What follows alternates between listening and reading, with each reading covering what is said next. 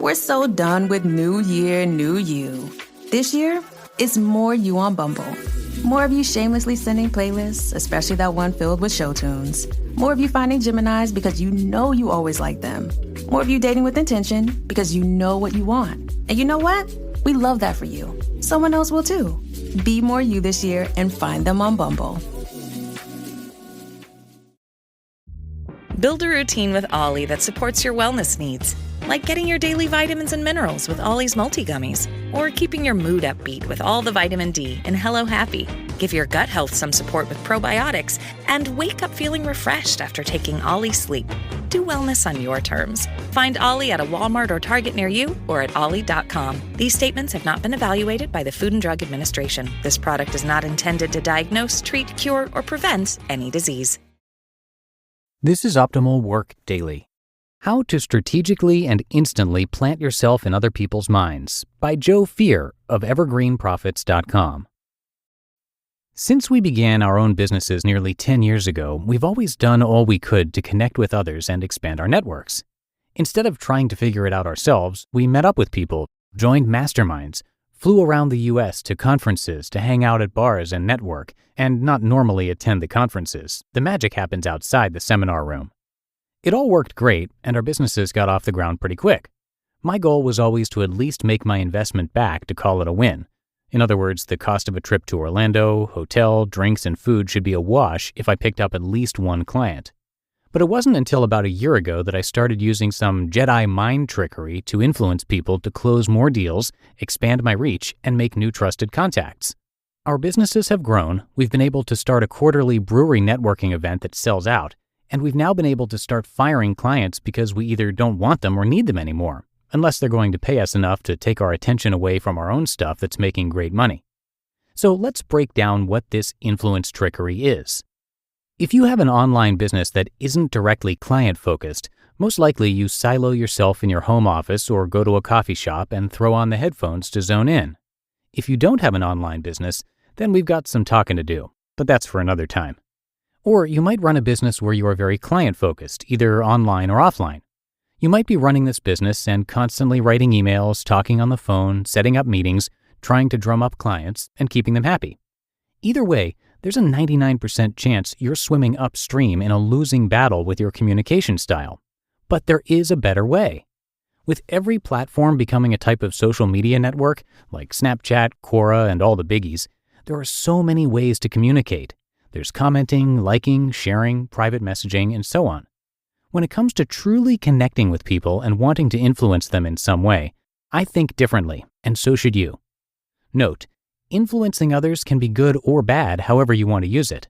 I see it as a special opportunity to connect with people on a deeper level than most expect, if they realize I'm influencing them or not. So pick wisely, however you use your newfound influencing mastery. About a year ago, I made a challenge for myself to do two things. 1, reach out to anyone who pops in my mind for whatever reason, and 2, reach out to at least one person per day that I wouldn't normally talk to in my daily routine. My goal was pretty simple: become top of mind with these people and see what comes of it. As you can see, I didn't set some pie-in-the-sky monetary goal or approach this in an I want to expand my network kind of way. I purely wanted to reach out because I believe there's a reason why names come into your head. What's interesting is that after talking with most of the people I connected with, they said they were thinking of me as well. For example, they've seen a recent Facebook post or received an email from me or Matt and have been meaning to reach out. Whatever the case, it's been overwhelmingly clear that if I reach out to someone, they've quietly been hoping for this conversation to happen. Yeah, it's a little woo-woo, but I'm seeing it happen all the time. So here's a framework of what to do to start planting yourself in people's minds. 1. Set a daily or weekly goal for yourself. Figure out how many people at minimum you will reach out to and stick to it. 2. Be aware of opportunities to reach out. The key to being consistent and successful with this technique is that you need to be on the lookout for opportunities to reach out. You want to be natural and not seem robotic or forced. Using Facebook or Instagram is great for this. Opportunities to look out for: holidays, birthdays, anniversaries, congratulations, events or parties, someone in town, etc. People to reach out to include friends, family, clients, potential clients, mentors, mentees, employees, or employers.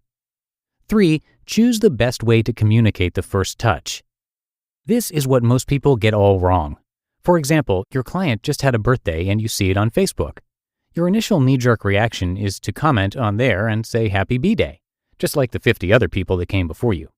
Sure, it's a great gesture and they appreciate you, but you're getting lost in the weeds. You might get a like back as a thanks from your client, but what if you instead chose to wish your client a happy birthday by texting them on their phone? I guarantee you, unless your client hates you, that you'll get a thank you so much by the end of the day. Why is this? Because people are so wrapped up and zoned out in their social media and following the herd. This is you being the contrarian and knowing that your odds of being noticed and remembered are much higher by taking your communication to a less crowded platform. Do use these: phone call, text message, Facebook private message, Snapchat message, or email. Don't do these: Facebook comment, Instagram comment, LinkedIn private message. 4. Schedule a time to meet up or next steps.